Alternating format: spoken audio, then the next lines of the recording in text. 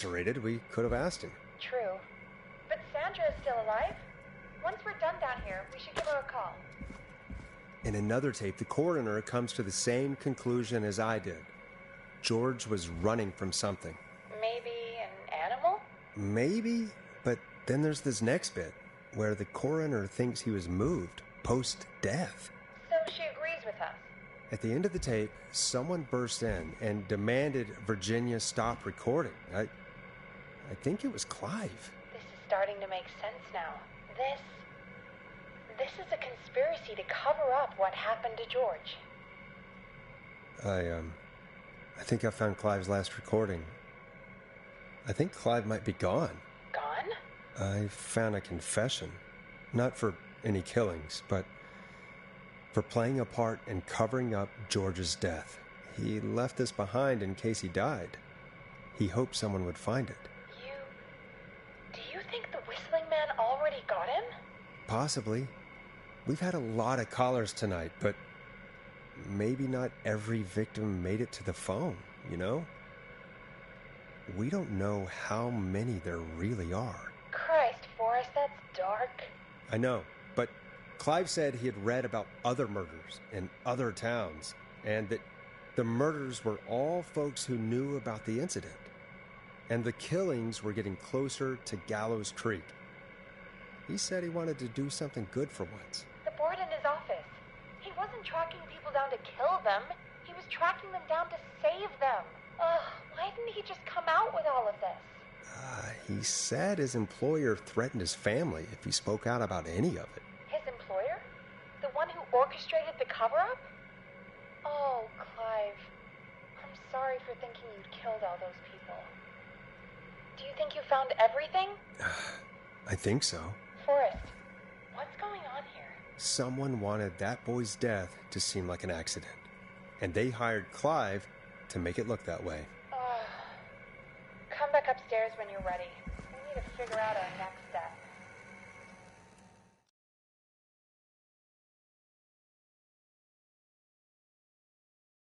Thank God you're back, Forrest. I've been running out of stuff to pad our airtime with. Peggy, you work in radio. Forrest, I'm stressed. I mean, really, how are we supposed to keep a show going with all this happening? Beats me. But we gotta do it, and we're going to. You're right. So, what's the plan now? I think we should call Virginia back. All right, I'll get her on the line. Hello again, Gallows Creek. This is Forrest Nash. We're circling closer to the truth behind tonight's events. To this end, we're calling back one of our earlier callers, Virginia Sullivan.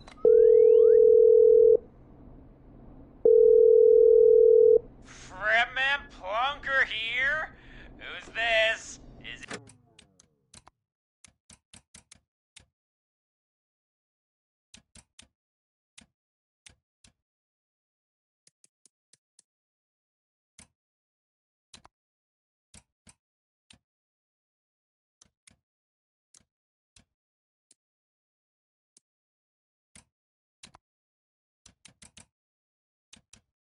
you? Goose? Plunker, it's Goose.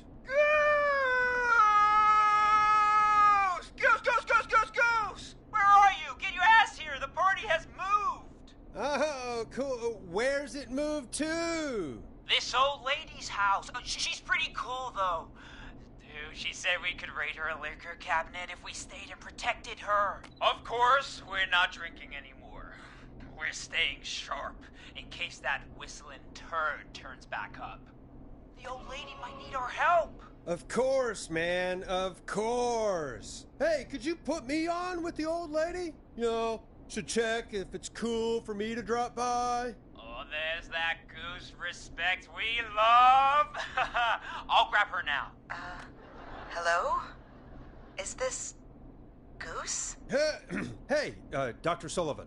Who is this? Hey, Virginia, it's Forrest. I'm glad you're still okay. Oh, Forrest. Sorry, I'm still jumpy. I can't blame you. I'd be jumpy too. I'm so sorry this happened to you, Virginia. I thought I was. I thought. Easy. We're not calling to talk about earlier. We're calling because we think you can help us understand why this is happening tonight. Me? What would I know? Does the name Clive mean anything to you? Clive? No. I don't know that name. What are you asking about this for? You mentioned that name earlier when you called us the first time. I don't know what I said then. I was petrified, Forrest. Clive's the janitor at our station, and we know you spoke to him in the past. Forrest, please. You don't know what you're doing. He'll come for me. Virginia, it's okay. Clive won't be coming after you. We think Clive's dead. Dead? But isn't he? He's the whistling man, Forrest. Why are you so certain Clive's the whistling man? Because all those years ago, It's okay, Virginia. He's gone. We found evidence to suggest well... And we found your autopsy reports for George Barrow. How? I saw him destroy them. Well, he didn't. I don't know if he kept them or made copies or what, but we found them. And we know it's related to what's happening tonight, which is why we called you. Why did you write a false report? All right. One day, I came into work to find a boy on my slab. And as I finished the autopsy, this man, Clive, he just burst in. And he started making demands to give over the reports, to falsify what I found. Of course I said no. But, well, when someone wants to make you do something, they can use the carrot or the stick. For me, he used both. You see, my sister is sick. She has a chronic condition that's never going away. It's expensive to treat, and it was getting to where I couldn't afford it. And Clive promised me that his employer would pay for my sister's treatment if I did what he said, and that if I ever spoke about this, he'd beat me to within an inch of my life. I don't know why he had me do it, but my sister needed me. You have to understand. She needed me. We understand.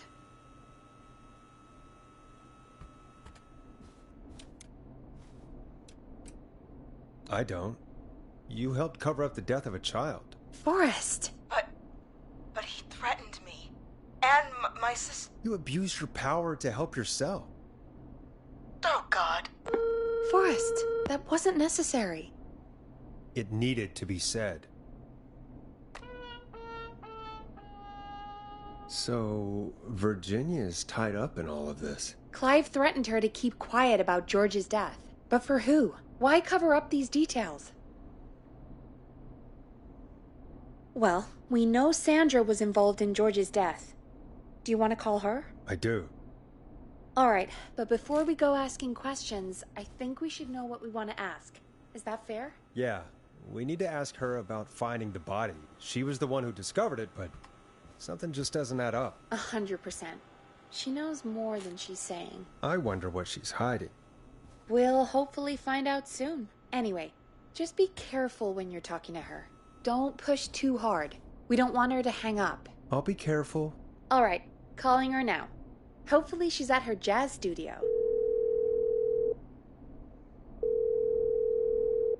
Aha! Forrest, you're through. Hello, this is Sandra at Jazz Pizzazz Jazz Studio. Who's this? Hello again, Sandra! It's Forrest Nash of 189.16, The Scream. And you're live on air. Oh, I always thought folks called into a radio show, not the other way around. How jazzy. What can I do for you? Well, we're trying to understand what's behind the attacks tonight. We had a few questions. Why, Forrest, of course. Heck, after the way you saved my life, I'd say yes to just about anything you asked. Really? Well, that sounds nice. I might just call you back tomorrow then, too. You got my number. But what about tonight? Is there anything you want to talk about right now? Remember why we called, Forrest? Of course. Do you know why the Whistling Man might have targeted you? Ha! As far as I could tell, he was just a knife-wielding psycho with superhuman cardio. He'd have chased after anybody. Right. Well, we think he might be chasing specific people. People who know about the death of a boy named George. Oh, I don't know anything about that. Sorry. Sandra, we know you found George's body. We have the police report. I don't know what you mean. It's okay, Sandra. We know. You do? You know about? Yes. Of course. This studio is my life. After I found the body in the river, I couldn't lose my studio. Do you understand? Sure. I understand. When the rent just kept going up, he said he'd stop if I just needed to keep quiet. And everything would be okay. Sandra? Who was he?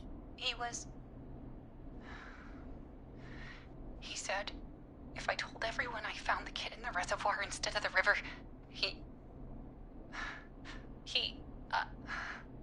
I'm sorry. I can't do this. And she's gone. I don't think that could have gone any better. You truly did great, Forrest. Well, folks, if anyone out there has any thoughts on what's going on tonight, please call in. That's good timing. We've got a call waiting just this second. Welcome to 189.16 The Scream, with me, your host, Forrest Nash. Hi, Forrest. I know this is really out of the blue with everything happening tonight, but I wondered if you could send this special birthday message to my uncle. You want to do that now? Really? Why? Of course now. It's his birthday. I won't have a chance to do it again until next year. May as well, Forrest. Fine. What's his name? Thank you, Forrest. He's my Uncle Ronnie. His first name's Peter, but he never liked his name. But since he always had salt and pepper hair, even as a kid, can you believe it? Folks always called him Pepper. Thanks for the history lesson. Is there anything besides happy birthday you would like to say to Mr. Pepper? Oh my god damn it! Yes! Tell him he can get the best birthday deals and party packages here at Putney's Pizza. Start Egger Jack. You son of a bitch! Stop calling us! God damn it, Peggy, this is your fault. My fault? I said I didn't want to do it. Don't blame me because Brian Ponte can't control himself. Don't worry. We've already got another caller on the line. Just pick it up, okay? This is 189.16 The Scream. I'm Forrest Nash. You're on the air, caller.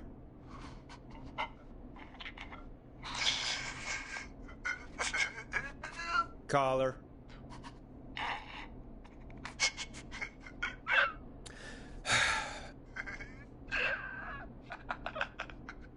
Ponte. Ponte's Pizza always delivers. Come rain or sleet or whistling man, we'll be there.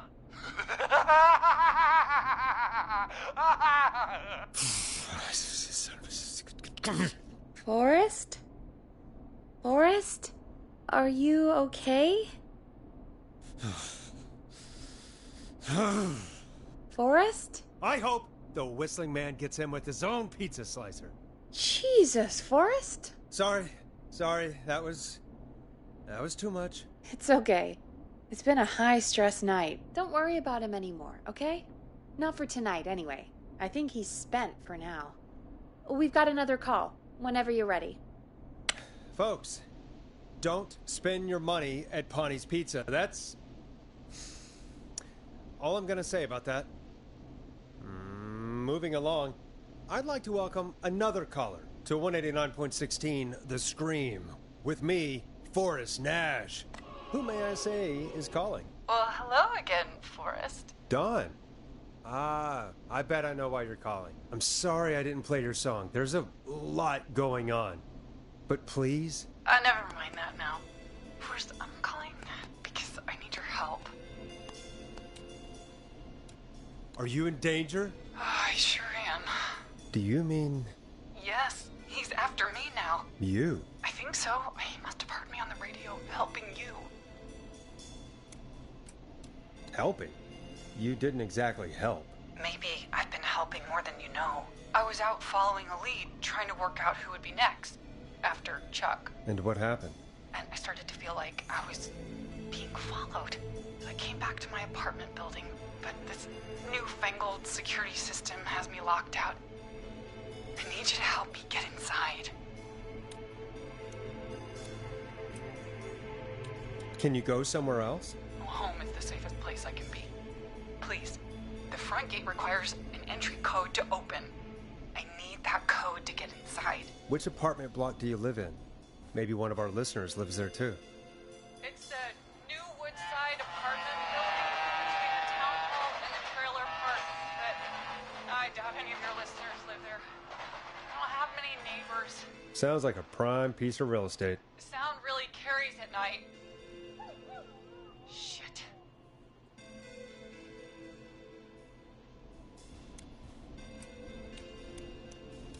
Is that a neighbor's dog? Yes, it is. Boy, I wish he'd muzzle that thing and... Oh. And now he's blasting David Scopo out of his window. This night can't get any... The whistling man. He's coming down the street. I don't think he's seen me yet. Forrest, please. I need your help. Hit the code for that security system, or I'm gonna die.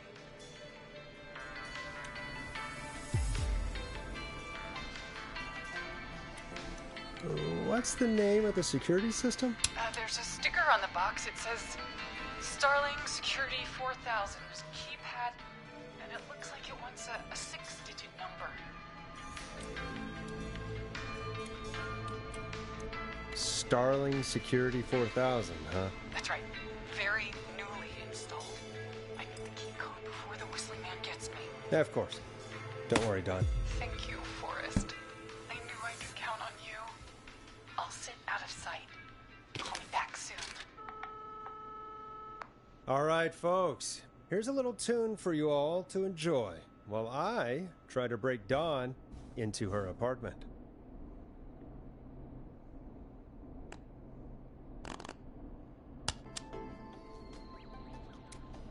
Here comes one of my favorites. You were pretty quiet there, Peggy. Forrest, was it just me, or was there something... Yeah, it wasn't just you. Something was weird about that. Yeah. Well, tell you what, we have a Starling 4000 or whatever here at KFAM. Clive bought one for the station. Maybe we can find something to help. Well, I'm not sure who, but to help someone.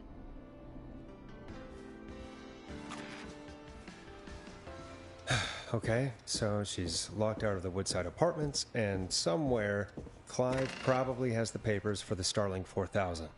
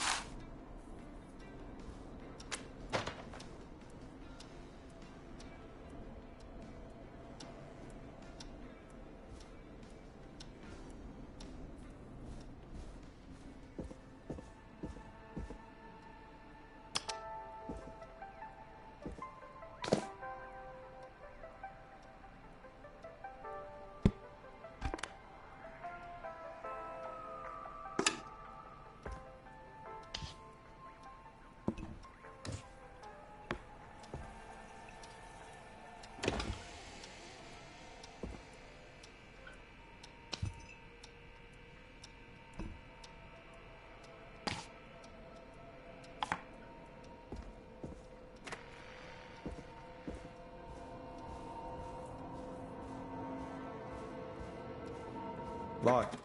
For now.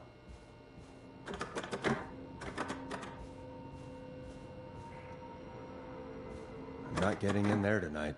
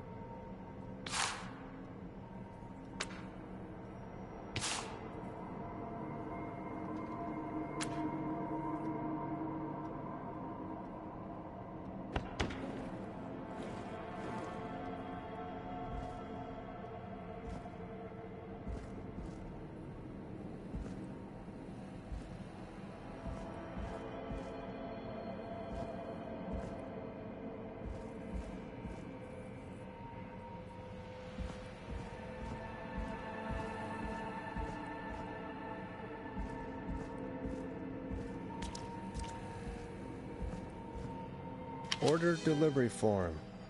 Starling must have left this by accident. This system's not even installed at Woodside. Starling 4000. User manual. Ah, these codes should come in handy.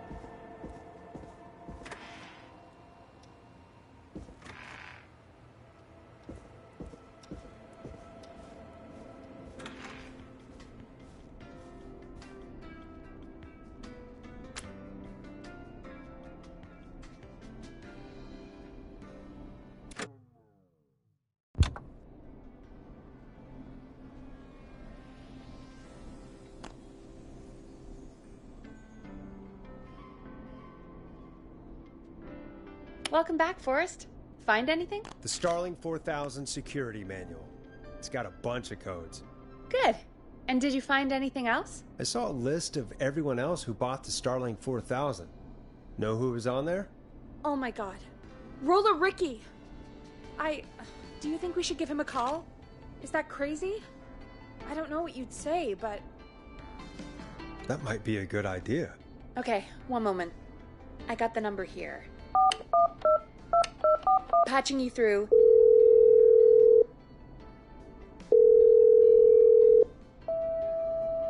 Shit. He probably can't hear it over the music. Forrest, I don't know about this. This is super weird. Just put me through to Don. I'll take care of this one way or another. Okay, if you say so. When you're ready, shut the music off.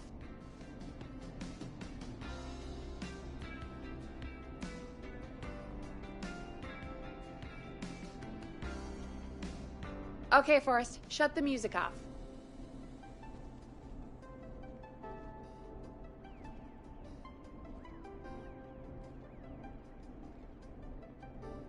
Time to turn the music off.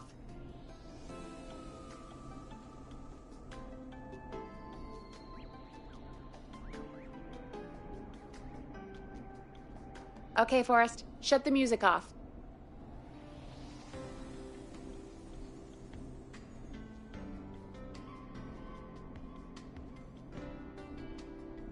When you're ready, shut the music off.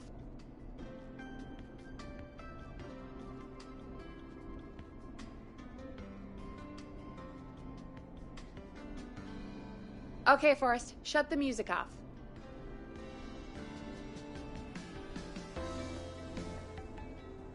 Line 1, whenever you're ready. Don, are you there? This is Forrest Nash from 189.16, The Scream. Oh, thank God you're back. I've been so afraid. What's the code to the gate?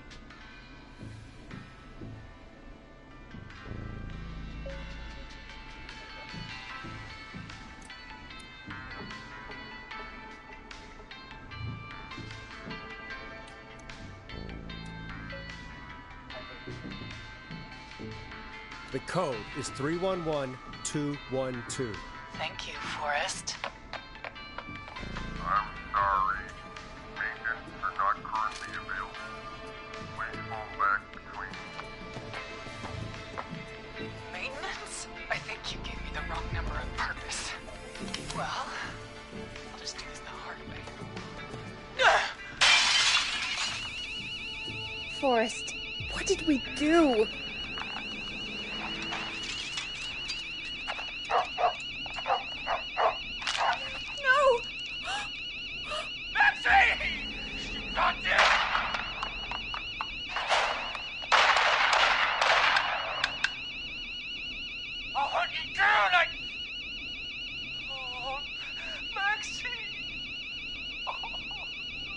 Ricky!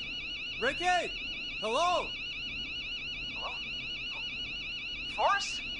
Is that you? Did you have something to do with this? Ricky, whoever that was, she was trying to get into the building. I tried to help, but... Forrest, man, you got no idea. That was him! That was the Whistling Man!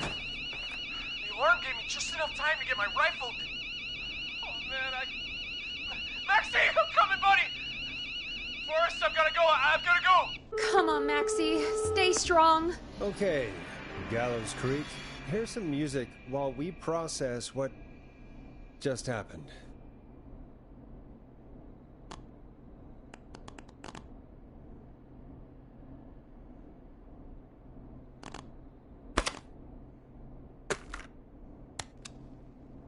So, the Whistling Man is a woman? Yeah, I worked it out a while ago. Yeah, sure, Forrest. You just never mentioned it. She called up. You spoke to her multiple times.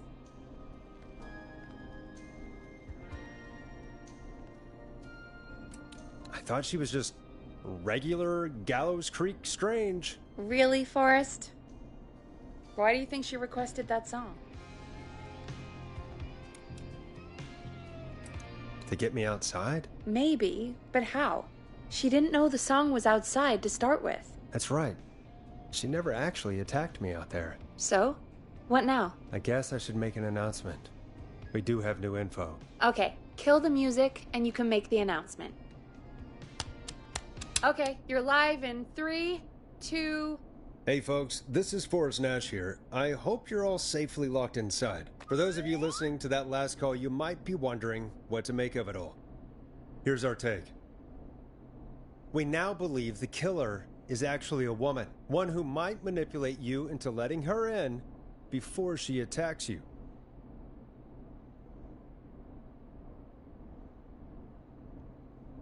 I'm sad to say, but it's time to trust no one. The killer was calling themselves Dawn. This could be a fake name. If anyone needs help or you have info on the killer, please call in.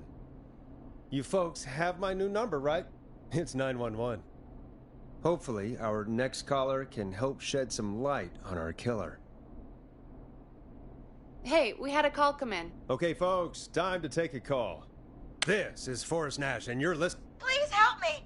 My name is Casey Moore. I'm at 25 Nancy Drive. My best friend's been stabbed. He's bleeding everywhere. I don't know what to do. Please help me. Is he still breathing? Yeah, but he's bleeding out fast. I really need help. Please. Take a breath. We've been out at the reservoir. We were heading back to his place when we heard this whistling all of a sudden. He just started freaking out. He screamed at me, told me to hide. I'd never seen him like that, and I just panicked and ran and hid in a bush. Oh no. Forrest. Then what happened? He went up the road and talked to someone. I couldn't really hear or see anything. It sounded like he might have known the person, and they just stabbed him. Casey, was he talking to a woman? I don't know. They had a mask and wore all black. That's all I know. Please, we need help here. I'll get you help, but I need to know. Where did the masked person go? They left. They left him to bleed out.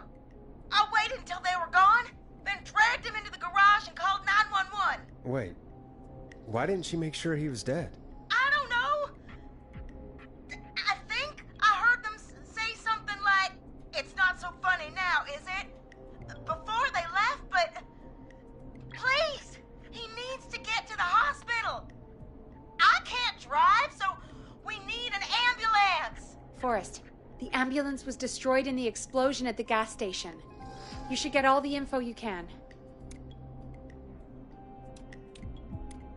What's your friend's name, Casey? It's Jason Parker. Can you tell us where Jason was stabbed? They stabbed him in the stomach, and then stabbed him again in his leg when he was on the ground, and it's... Oh, the knife is still there in his leg. We'll be right back. Peggy, patch us through to the hospital. On it. Phoning St. Gabriel's now. Switch to line 2. Hello, St. Gabriel's Hospital. How can I help you? Hi, this is Forrest Nash from 189.16.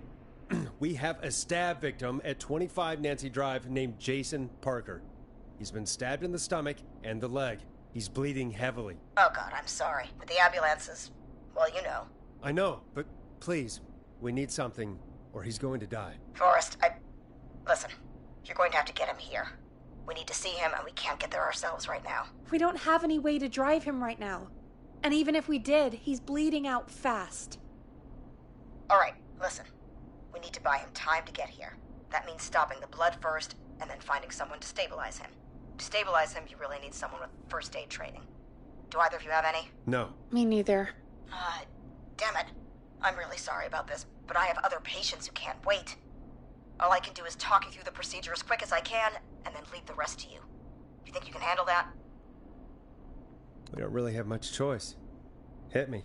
Okay, from the top. If he's bleeding out, then you need to get him comfortable and try to stem the bleeding. Lay him down. Apply continuous pressure directly to the affected areas. When the bleeding slows, get a clean cloth of some kind and hold it over the wounds. Get them comfortable. Apply pressure. Clean cloths when slowed. Got it, I think. You said he was stabbed, right? If the object he was stabbed with is still in him, don't take it out. It's stopping the worst of the bleeding right now. If anything, you should secure it so it stays where it is. I wouldn't have thought of that. It makes sense, though. God, that was a lot of info. But I think we can handle this. Glad you got it so far, because there's more to go. I'm still with you, Doc. What else do we need to know? If he's lost a lot of blood, he may enter shock. If he does, act fast. If you applied a cloth and it's bleeding through, don't remove it. Just apply another on top of it. If it's safe, elevate his legs to get blood circulating to his vital organs. Try to keep him warm. Get him to rest and reassure him. We need the patient to stay calm. All right, don't replace bandages, elevate his legs, keep him warm and calm. This is a lot. I'm really sorry. That's as much as I can give you right now. Try to stop the bleeding, find someone to get him stabilized, and get him here as quick as you can. Good luck. All right, Forrest. Casey's still on line 1.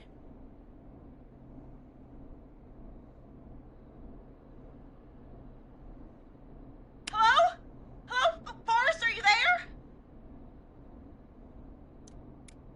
I'm here. How is Jason doing? Badly. He's still bleeding. I need help. I've been putting pressure on his stomach wound since you left, but he's still bleeding. I don't know what to do. That's good, Casey. The nurse said to do that. What about the knife in his leg? It's gotta be hell. Should I pull it out? No, don't touch the knife. The bleeding will get worse if you pull it out. Are you sure? I'm sorry. I'm gonna stop making suggestions. No, don't worry, Casey. We're a team here. We're all going to get Jason through this. Casey, is his leg wound bleeding right now? I hate looking at that knife. Yeah, it's bleeding. His stomach is worse, though. I think we need to secure the knife so it doesn't move around. Do you have anything you can tie around it? Yeah. There's some laundry piled up on top of the dryer, some cloths on the hood of the car, and what else? I guess I've got my jacket.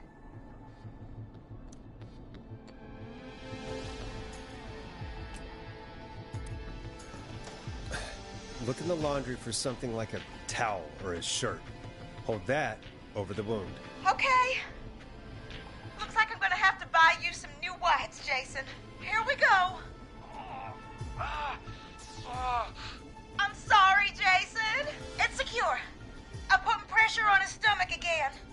I'm starting to think we might make it. Forrest, can I have a word? Casey, I'm going to have a quick word with Peggy. Keep putting that pressure on and let us know when the bleeding is under control. You're doing great. But what if something happens? We'll still be here. Just shout if you need anything, and we'll be there. I promise. Okay. I'll wait. Jason, please be okay.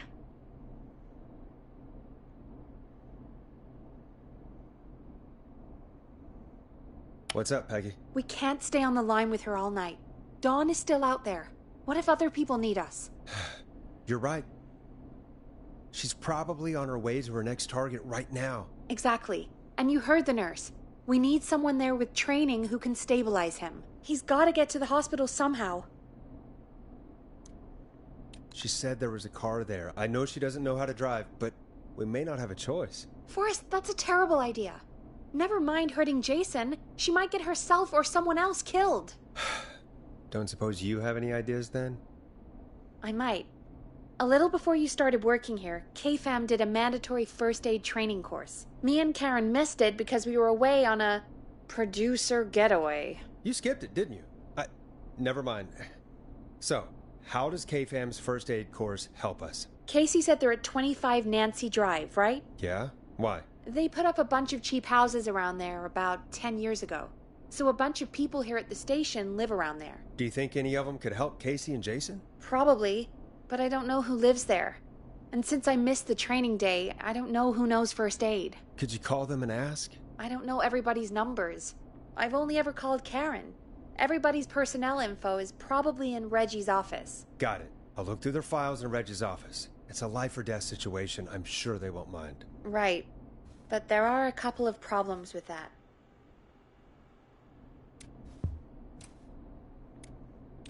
Naturally. It's sensitive information, so Reggie probably locked it in his safe. Great. Great. Do you have any idea what the combo for the safe could be? Not a clue. Reggie's a serial note-taker, though. Maybe something in his office will give it away. Right. There is something else. I'm not gonna like this, am I? Have you ever heard, "The future is floppy"? Peggy, what the hell are you talking about? I'm talking about floppy disks. Floppy disks are like these futuristic things that have information on them. You put them in a computer and they do something. Peggy, I know what a floppy disk is. Anyway, Reggie decided that the future is floppy and started phasing out our physical records and replacing them with these floppy disks. I imagine it's the same for our personnel files. That's good to know. Since we haven't heard anything from Casey, I'm guessing Jason's okay for now. I'll check out Reggie's office and see what I can find. You'll need a key for that. I'll just slide it under my door now. Thanks, Peggy. I just have to look around.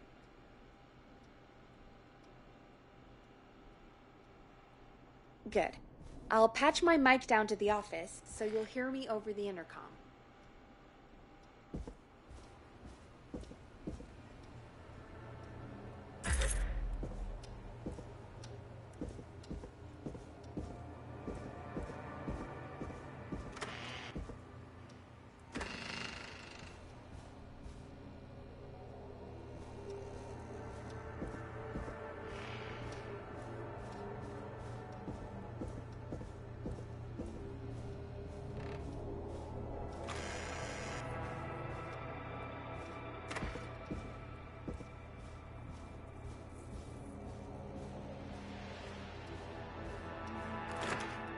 Looks like I need a 4-digit code.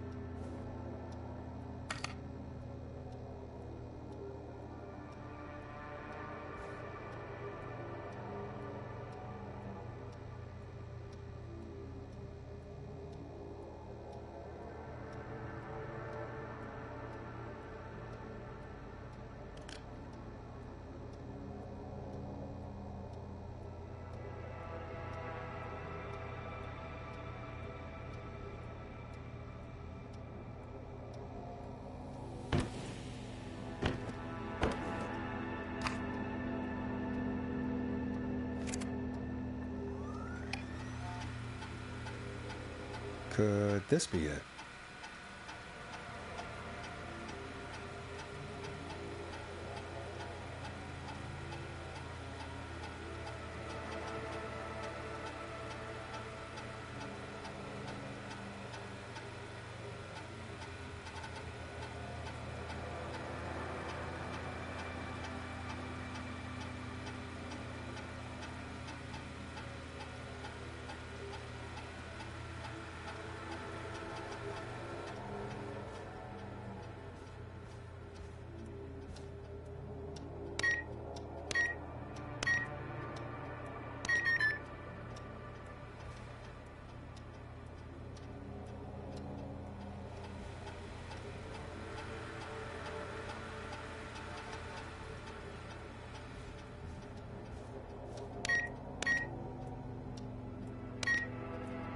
Nice.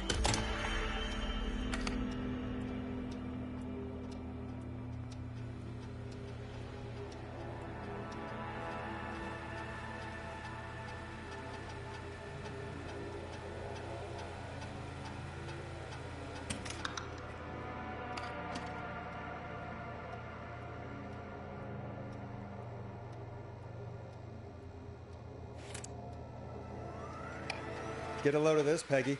Apparently, I'm a lone wolf type. Forrest, what are you doing? We don't have time for this. We have a man literally dying on the line, and you're more interested in you. You're right. I'm sorry. I need to focus on possible candidates. I can read the rest of this later.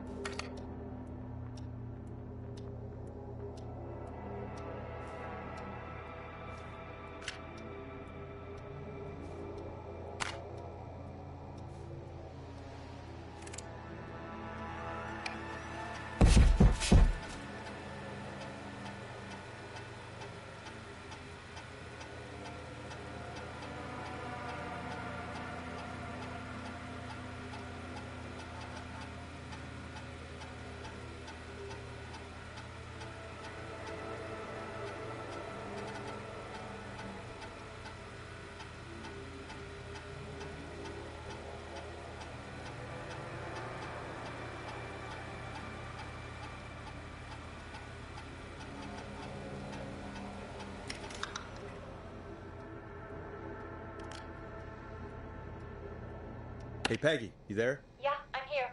Did you find what we need?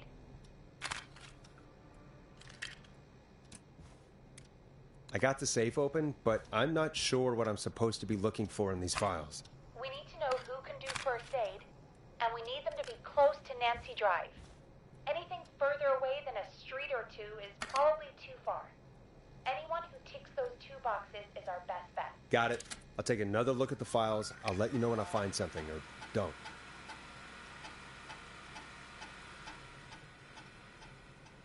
Hey, Peggy, you there? Yeah, I'm here. Did you find what we need? I think I know who our best bet is to help Casey and Jason. All right, good work. Who should I... Hello? Is anybody there? Please pick up. Casey, I'm here. What's wrong? Jason started going pale. I tried to get him to rest, but he just threw up everywhere. What's happening? What do I do?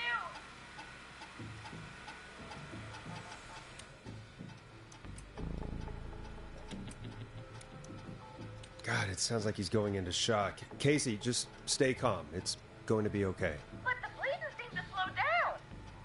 Did I mess up? Jason, I'm sorry. Casey, calm down. You've done everything right. I need you to listen to me, okay? For Jason. What did the nurse say to do about shock? Casey, I need you to elevate Jason's legs. We need to get the blood flowing to his vital organs. Got it. Jason, stay with me. I'm just gonna move you. This might hurt. Okay. I propped his legs up on some boxes. I'm looking at my notes. We need to get Jason as warm and comfortable as possible. Do you have anything you could use nearby, Casey? Yeah. I still have some laundry next to me. I'll wrap him in some blankets. Just give me a second. Sorry. Jason's sleeping through his bandages. Should I get a new one? Or... Oh, God.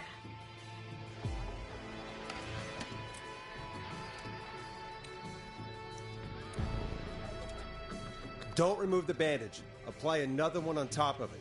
Do you still have something you can use? I've used the rest of the laundry to keep him warm, so... I'll use my jacket.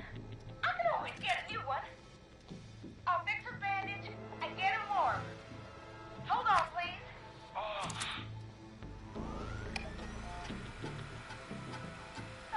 Sorry. I'm done. You're gonna be okay, Jason. Just relax now, okay? Not doing well. Is he gonna...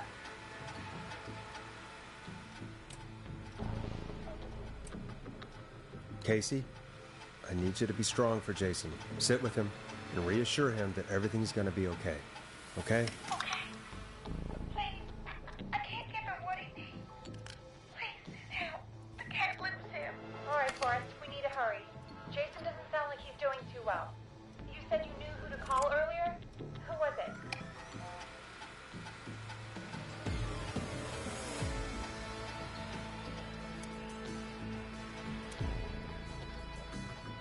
We need to call John Hedges. He lives on Nancy Drive. He didn't really participate in the first aid training, but he's a former war medic. He's probably the most trained person we have.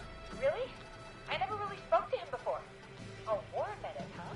Yeah, and according to Reggie's notes, John keeps all of his old equipment at his house. He's something of a hoarder. All right. What's his number? 5420735. Calling now. Let's hope he picks... Who the hell is this calling me? What time is it? John, it's Forrest Nash here at KFAM. We have an emergency and we need your help. Forrest? If this is a work emergency, then it can wait until the goddamn morning. Just leave me a note like everybody else. A man has been stabbed by the Whistling Man, or... Never mind. He's lost a lot of blood, and he's passed out. We need you to help him. The Whistling Man? What kind of joke is this? John, we're not kidding. A man is gonna die if we don't help him right now. Seriously, I haven't been called on for over 10 years. Where's the patient? What's his condition? He's at 25 Nancy Drive. I think we got his friend to stem the bleeding, but he's gone into shock. He's passed out right now. You say he was stabbed? Do you know the extent of his injuries? From what we were told, he has 2 major stab wounds. One to the stomach and one to the leg. The knife is still in his leg, and the stomach wound is open. Understood. Let me grab a few supplies and I'll head right over. Damned if he dies on my watch. Thank you, John. We'll let him know you're on your way. Good luck. Hello, Casey. Are you there? How are we doing? Bad. Jason seemed really weak and then just started thrashing. What about now? Is he still thrashing? He's passed out. Please tell me you found someone to help. Casey, help is on the way. My colleague will be there soon. You hear that, Jason? Someone is coming. You're gonna be just fine. Just hold on for me, okay? Just hold on. Come on. Hello, Casey. John Hedges. I'm here about Jason. Please let me in. I'm guessing that's Jason there. Casey, I'm gonna need your help. Forrest, Peggy, don't you two worry. We've got this from here. Okay. Forrest, we'll call you back later. I have to go now. Good luck, everyone. God, I hope he's gonna be all right. And with that, the show moves on. We're sending our best wishes to Jason. Well, after all that excitement, I think we could use some music. Come back upstairs when you're ready.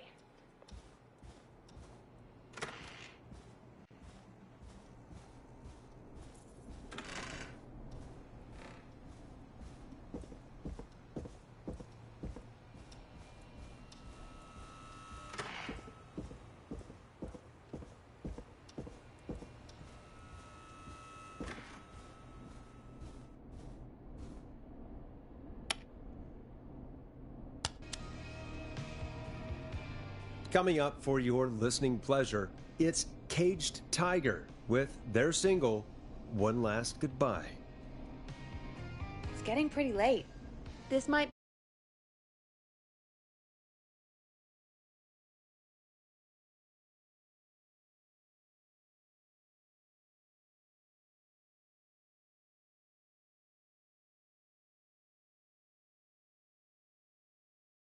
your last break for the night, so try to enjoy it. Give me a buzz when you want to go back on air. Let's roll. You got it. We've got another call coming through, too. Welcome back to 189.16, The Scream. I believe we have another caller on the line. How are you tonight, caller? Forrest, man. Hey, it's Roller Ricky. Good to hear from you again. How you holding up after everything? Is Maxie okay? Maxie is a little fighter, man. I just know he's gonna pull through. I think our roller show might be canceled tomorrow, though. I'm sorry again about how that went. Is there anything else we can help you with, Ricky? Actually, I think I have some info that might help you. Did you see or hear anything during the attack earlier? Not exactly. You see, man, me and Jason know each other.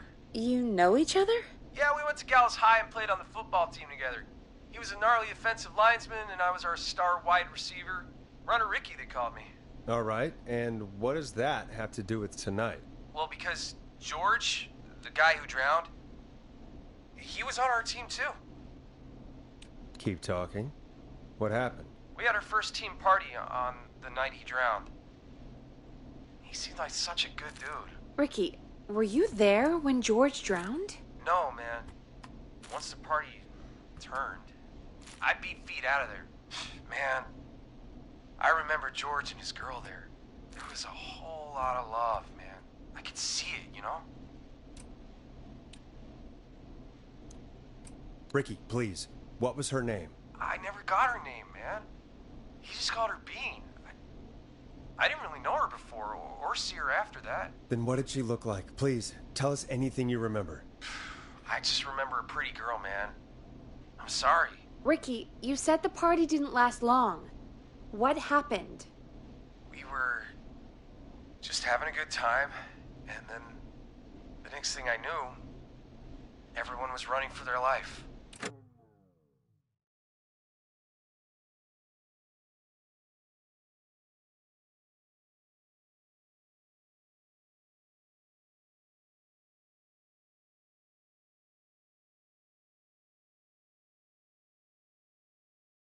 looked up and saw that goddamn whistling man in the trees. And I never ran so fast in my life. I ran straight home. Didn't know about George until next morning at school. I'm guessing it was whistling night, wasn't it? That the whistling man was just another kid. Yeah. I don't know how George died, but I always felt like if anyone deserved to die that night, it should have been me. And Can't believe they did that to you all. yeah, but they did. And it took a long time to get over that, but yeah, just thought I'd tell you all what I know. Thank you, Ricky. This helps. Thank you. You got it, man. Anyway, I think it's time for me and Maxie to free up your phone lines. Night, Ricky. All right, folks. Looks like we got a new lead in the case. If anyone has any info about this mysterious being, please call in. If she was George's girlfriend back then, she's probably in her mid to late 30s now. Huh. Oh, we have another call coming in, but hang on. What's up, Peggy?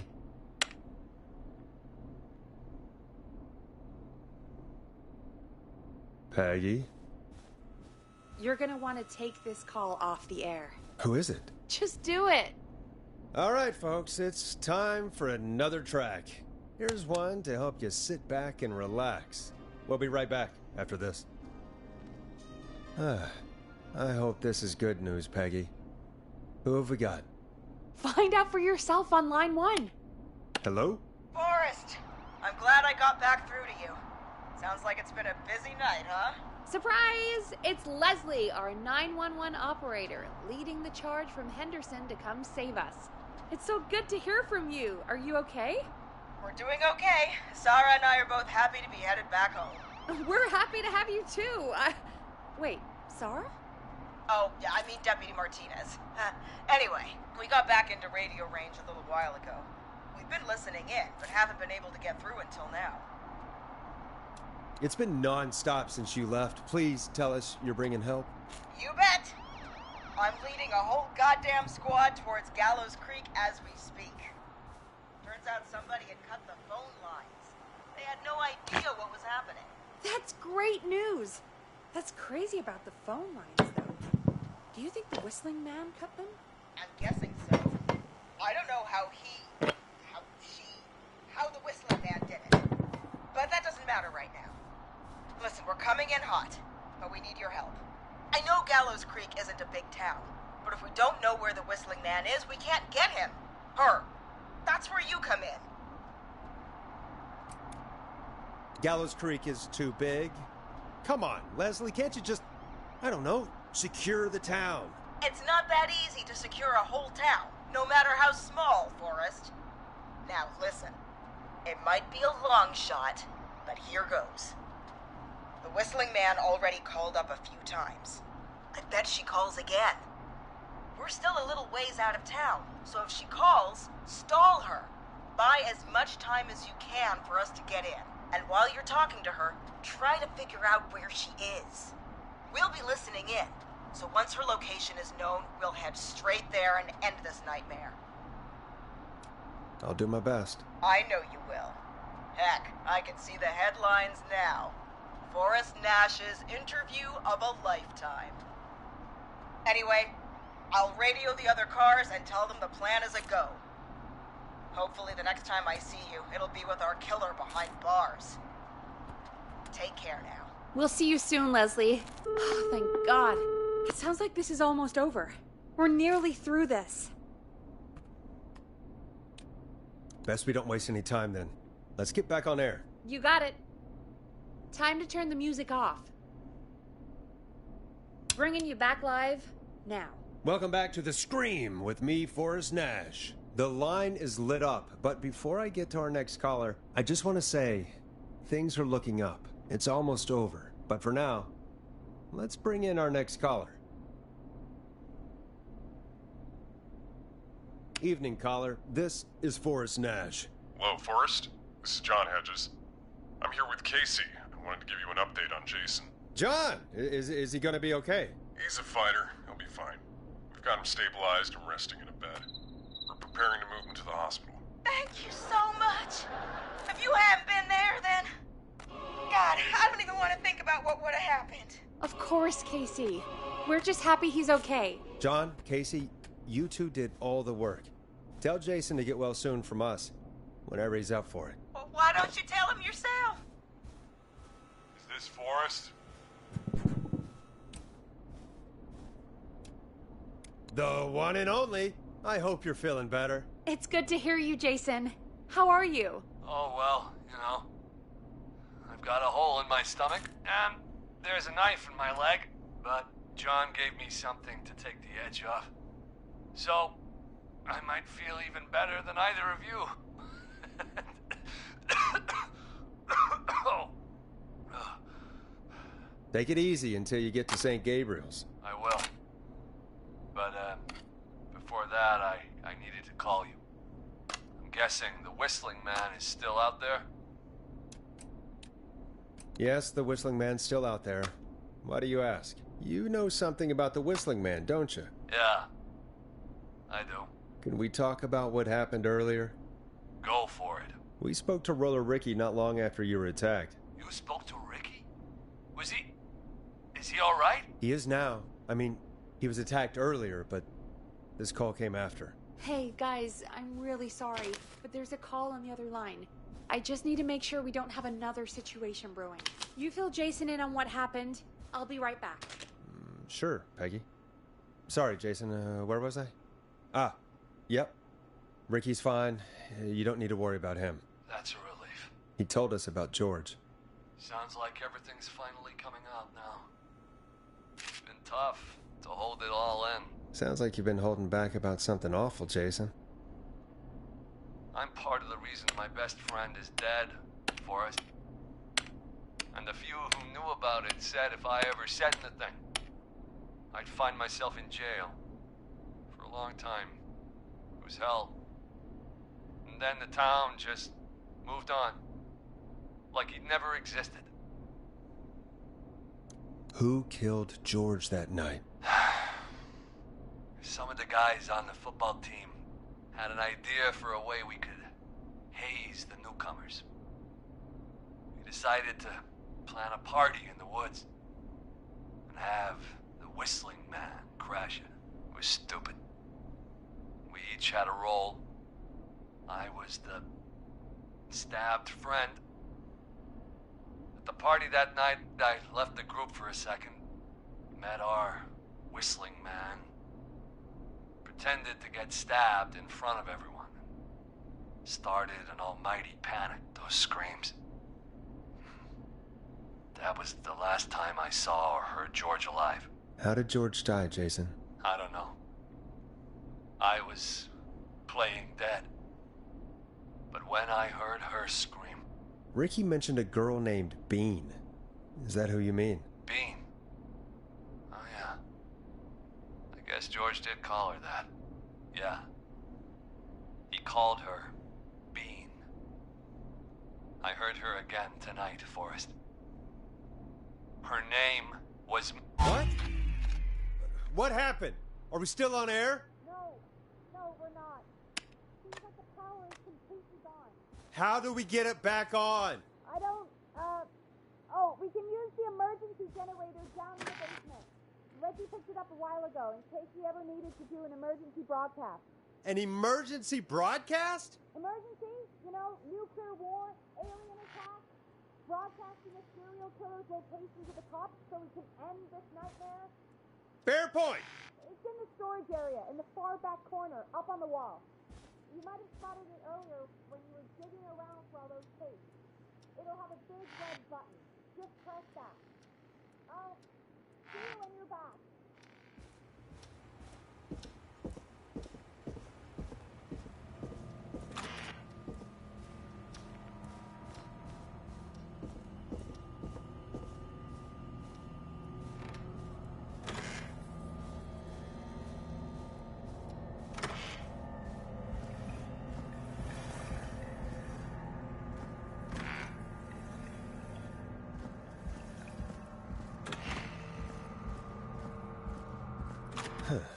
far back corner. Why is this station so big?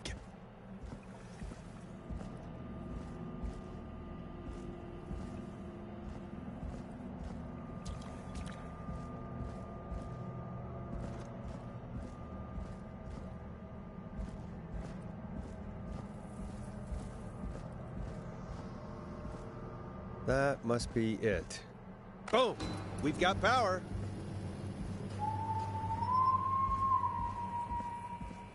The Whistling Man. I need to warn Peggy.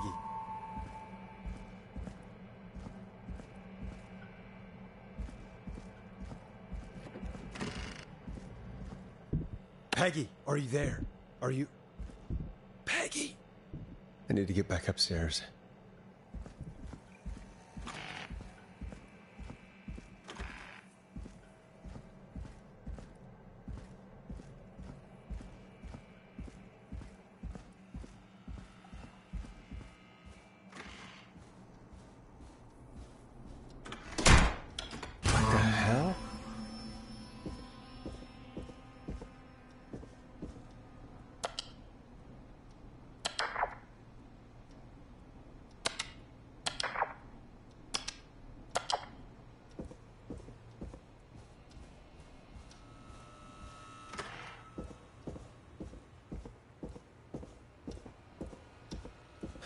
Oh, no.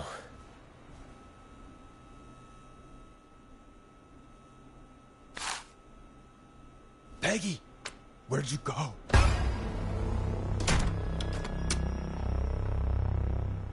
What the... No way. This can't be happening.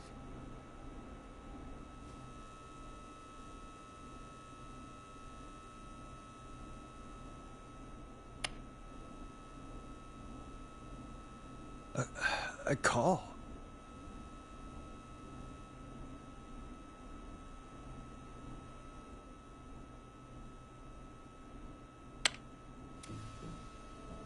What do you want? Good to talk to you again, Forrest. You know, I've really enjoyed our chats tonight. I guess we've had some moments. My favorite was when Ricky ran you out of the rink. Ha! You sure did get me then, Forrest. Where's Peggy? Have some patience, Forrest. It's almost the end of the night. Almost the end of the show. But it's not over just yet. We've got a little time still. So let's make the most of it. I'd rather not, if that's okay. Oh, Forrest. Huh? I thought we'd end tonight's Whistling Man special with a special guest.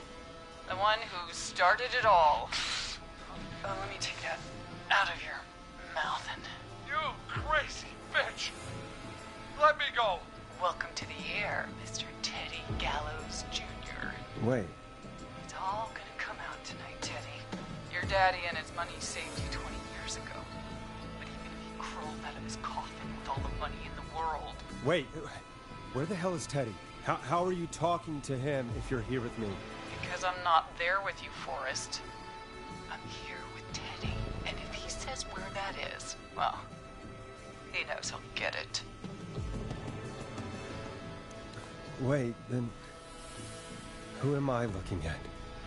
Forrest Nash, let me introduce you and all of Gallows Creek to my boy, Henry Barrow. Your son? You mean you... Like that he... Yes, Forrest. He and I had a son. So there were two Whistling Men tonight. Of course! That explains how you were always able to get around town so quickly. And that's how you escaped the secret archives in the newspaper office. Don't think I've forgotten about that, Forrest. Locking my sweet boy away like an animal. Hang on. Did you say Barrow? Then are you... Let me just get this mask off. Damn uncomfortable thing. No wonder Mooney went crazy wearing this. There we go. Marie Campbell? George's old girl. Oh, well, it sure has been years since I last saw. Oh, God damn it. I'd be quiet if I were you, Teddy. But I'd listen to Forrest. Everyone's gonna know now what Teddy did. He killed George that night. This night. 20 years ago. Listen to me. You're gonna talk when I talk to you. And not a moment before. Meanwhile, Forrest, I'm gonna give you the chance to talk. You're gonna help me reveal what really happened to George all those years ago. Why should I help you? Why should I play any part in this? Because I think you believe in justice. You think this is justice? You have no goddamn idea, Forrest. These people you've been trying to save, they were all in on it. They all knew George was murdered, but... Murdered? Listen, I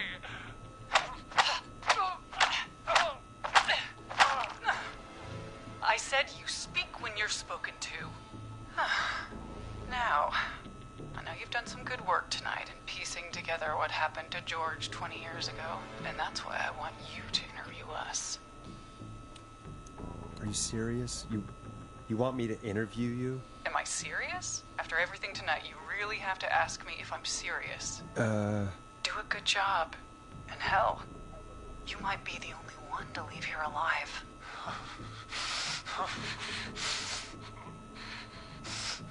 I need to drag this out.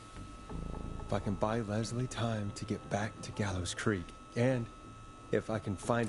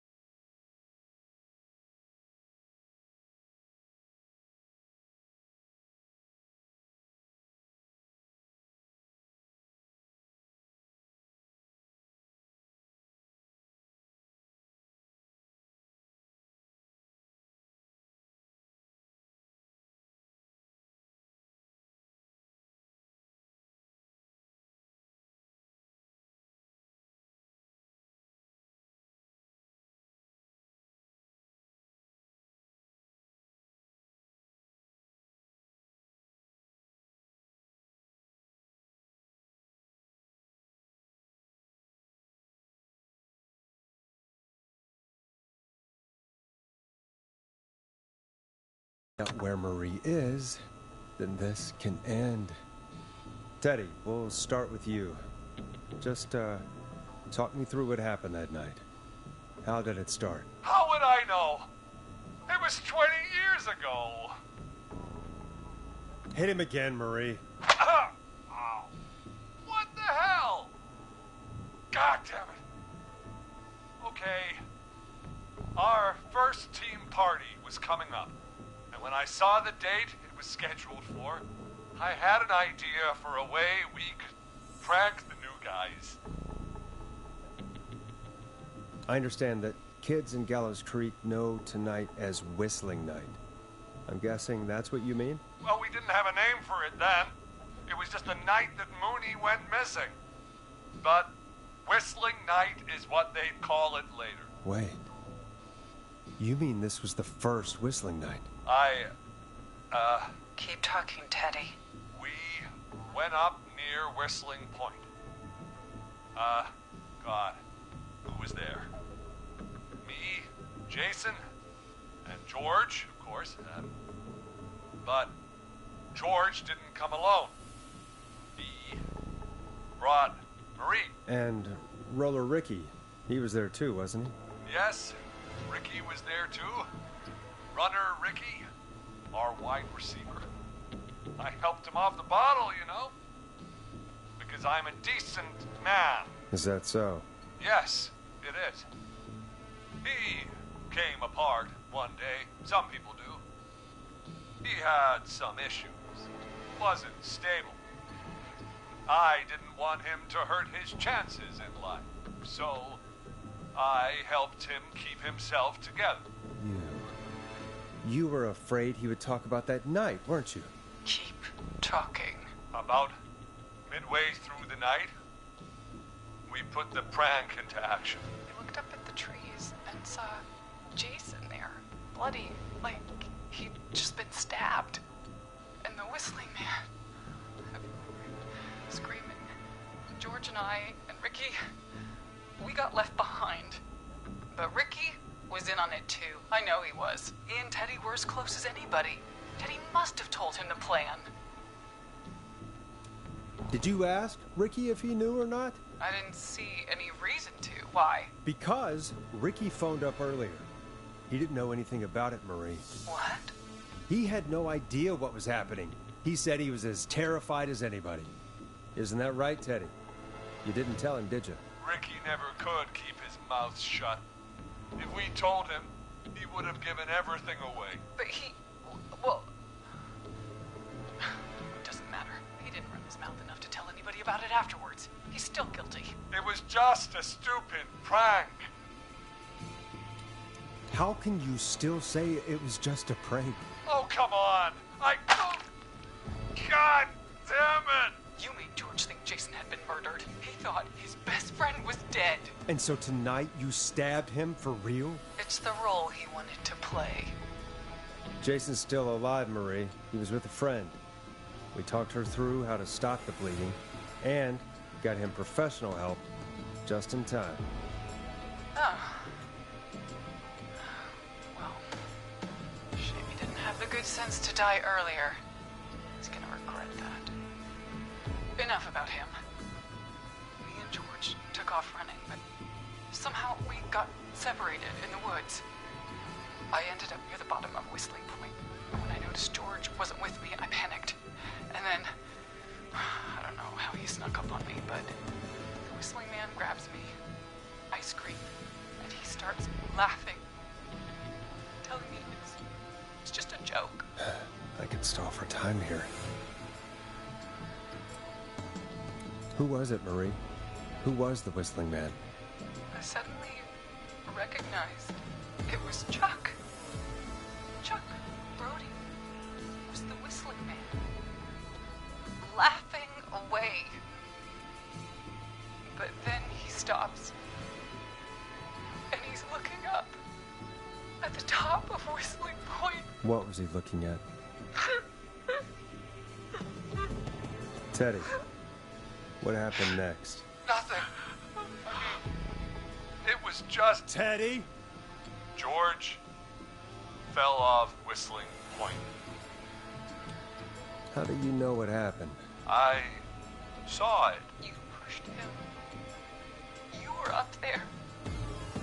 You were dressed as the Whistling Man, too, and... I didn't push him, God damn it! I just chased him up there, and he kept backing up. When I saw he was about to go over, I reached out. That's what you saw. You liar. It's not my fault. He didn't know it was a joke. If he'd had any brains, he would have realized. You bitch.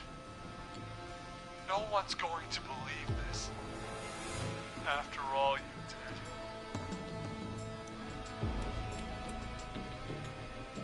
did. Even if you didn't push him, you still chased him to his death. I can't be blamed for someone not getting a joke. Ugh. I think Marie would disagree. But if you really felt that way, why the cover-up? My future was at stake, Nash. You know what it's like.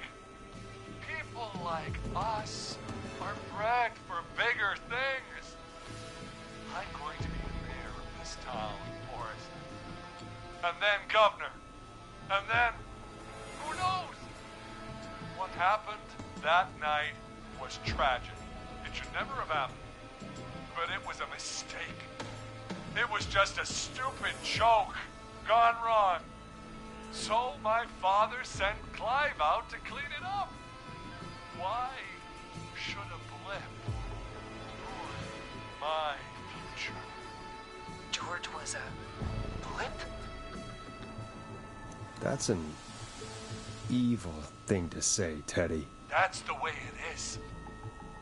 My father agreed with me. Sandra found him the next morning while out jazz running. She found him in the river, but she lied about that to protect Teddy. She said something about her rent going up, unless she...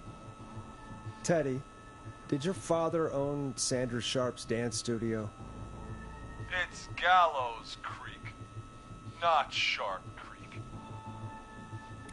I take it that's a yes? Yes, okay. We own most of the town. That's it then. Your father was going to run her out of business unless she lied and said she found him in the reservoir instead of the river. What my father did in his business dealings is nothing to do with me. The false reports. That's why you killed Sheriff Matthews too, isn't it, Maria? Not just to get him out of the way, but... Everyone was in on it, Forrest. Even the coroner wrote a fake report. Said George was drinking. That he just got himself into trouble. And... I saw. I'm sorry. For all it's worth, Virginia didn't have much of a choice. She had a sick sister whose treatments she couldn't afford. She played along with the gallows to save her sister's life. And her own. Even still, she should have told the truth. I did my part. I tried everything I could think of. I even went to the newspaper, but no. That coward killed the story. We'll take care of Maurice Russell later. This has to stop, Marie. It never should have started. He shouldn't have pushed my George off a cliff. He should have been punished. It's coming to a stop. At least for now. Here, where George and I first met, before he joined your football team, was right after he shot the winning throw. Wait a sec.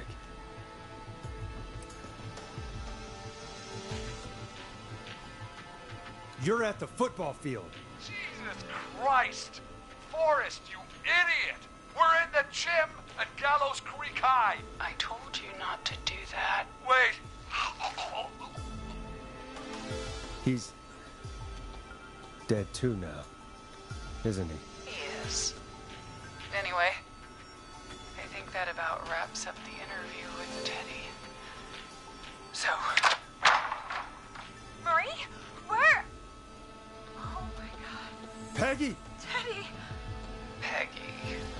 It's been so long since I've seen your face. I worried you wouldn't come. And here I was, thinking you'd forgot me. I'd never forget my own sister. Sister?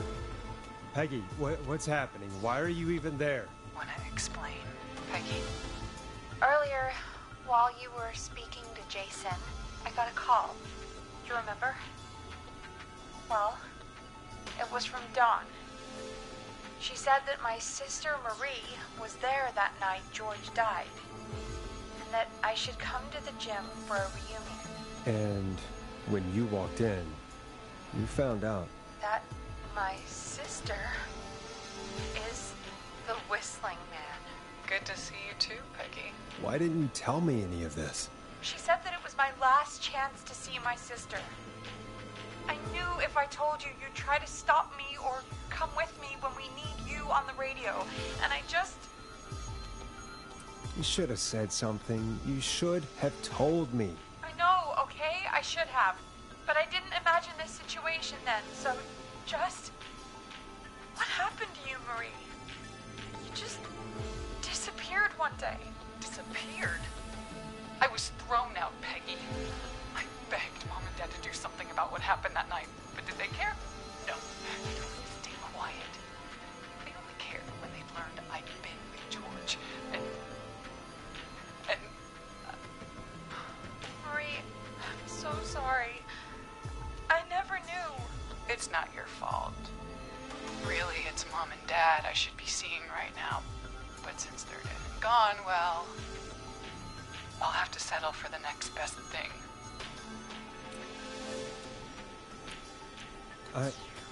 Wait. Is that why you went after that kid in the maze, Eugene Stein? Because his parents? That's right. Eugene's parents were there that night too. But they got themselves killed in a bus accident. And since only their child was left... Marie, please. Mom and Dad are gone, Peggy. Besides, you forgot me. Just like the rest. forgot. Is there any way I can prove Peggy didn't forget Marie?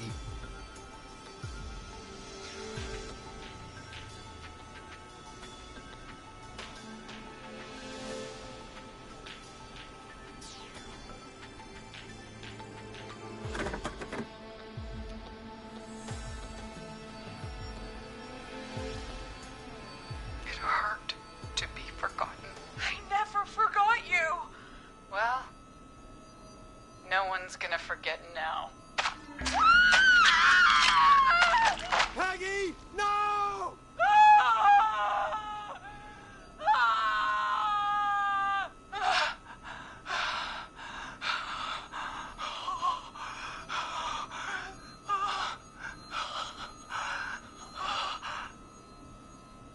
Henry, kill him.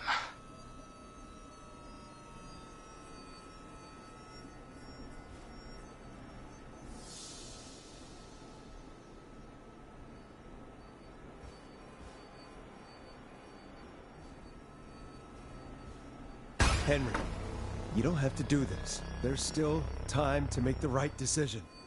Henderson police! Freeze! No! Henry! Get out of there! Henderson police! Freeze! Forrest. Leslie, how's Peggy? Oh my god. Peggy, where's Marie? Gone. Bolted right as we got here. The police are right on her heels. Won't be long now. It's over, Forrest.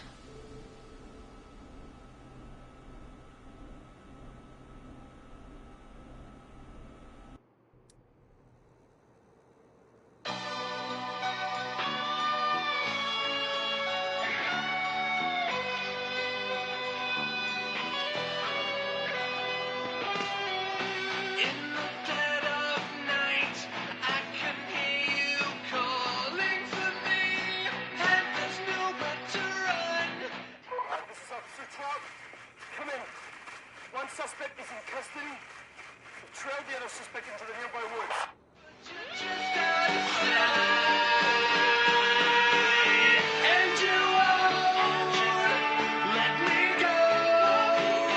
Oh no, here in the darkness, I've got this feeling. It's growing stronger inside of me. It's a killer frequency.